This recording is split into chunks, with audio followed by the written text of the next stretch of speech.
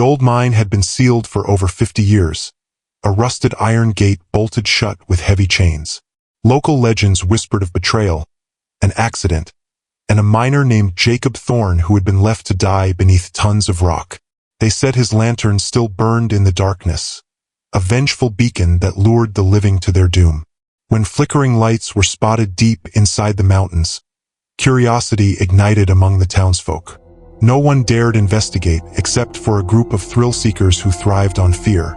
There were 5 of them: Mia, the skeptic; Liam, the self-proclaimed leader; Kara, the cautious one; Ethan, who always hid his nerves with humor; and Sam, the group's documentarian with his ever-present camera. Armed with flashlights, ropes, and a sense of invincibility, they pried the gate open and descended into the mine. The air was cold and damp, carrying an earthy stench. Their footsteps echoed against the jagged walls, and dust swirled in the beams of their lights. Sam's camera clicked and whirred, documenting every creak and groan of the ancient tunnels. The first hour was uneventful. They joked about ghosts and cursed treasures, their laughter bouncing eerily in the confined space. But as they ventured deeper, the air grew heavier, colder. The silence became oppressive, broken only by the occasional drip of water and the crunch of gravel underfoot. Then came the sound. At first, it was faint, almost imperceptible. The steady rhythm of a pickaxe striking rock. Clink, clink, clink. They stopped in their tracks, flashlights darting around the tunnel. "It's probably just echoes from above," Mia reasoned, though her voice wavered.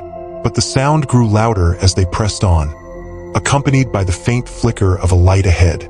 It swayed like a lantern in an unseen hand, casting long, dancing shadows.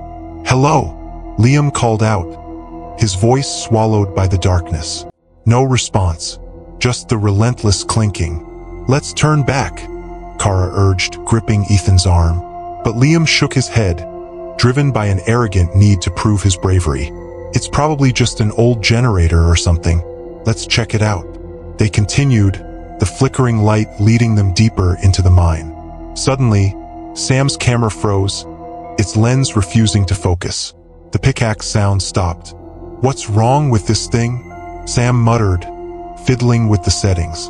Then, without warning, the camera's flash went off, illuminating the tunnel with blinding brilliance. For a split second, they saw him. A figure stood ahead, dressed in tattered miner's clothes, his face obscured by shadow. In one hand, he held a lantern, its flame unnaturally bright. In the other, a rusted pickaxe dripped with some dark, viscous liquid. The light vanished. So did he. "Run!" Liam shouted, but it was too late. A scream tore through the tunnel as the pickaxe swung, its impact sending gravel and blood spraying against the walls. Ethan fell, his flashlight skittering across the ground. The others fled, their breath ragged, their steps frantic. The tunnel seemed endless, twisting and turning in unnatural ways.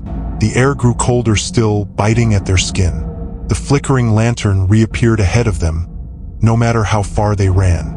The pickaxe's rhythm resumed, louder, closer. Clink, clink, clink. They stumbled into a cavern, its walls covered in crude carvings depicting scenes of betrayal. In the center lay a pile of shattered bones and rusted tools. Mia gagged, the stench of decay overwhelming. "This isn't right," she whispered. "We need to get out." But the way they came was gone, replaced by solid rock. Panic set in as they realized there was no escape. The lantern's glow filled the cavern, and Jacob Thorne stepped into view. His face was finally visible. Hollow eyes burned with hatred, his mouth twisted into a snarl. The pickaxe dragged behind him, leaving a trail of sparks. "You left me here," he rasped, his voice echoing as if 1,000 souls spoke at once. "Now you'll stay." Liam charged at him with a broken piece of wood, but it passed through Jacob as if through smoke. The pickaxe struck, and Liam crumpled, his scream cut short. One by one, they fell. Kara disappeared into the shadows, her cries fading into silence. Sam's camera recorded his final moments as the pickaxe loomed above him. Mia was the last, cornered against the cold stone walls. "Please," she begged. "We didn't do anything to you." Jacob's lantern dimmed, and for a moment, his skeletal face seemed to soften. But then he raised the pickaxe one final time. Above ground, the gate to the mine slammed shut, the chains wrapping around it as if moved by unseen hands. The flickering lights vanished, leaving the mountain in eerie stillness. Weeks later, hikers found Sam's camera lying outside the mine. The final footage was unwatchable. Nothing but static and the faint, chilling echo of a pickaxe striking stone.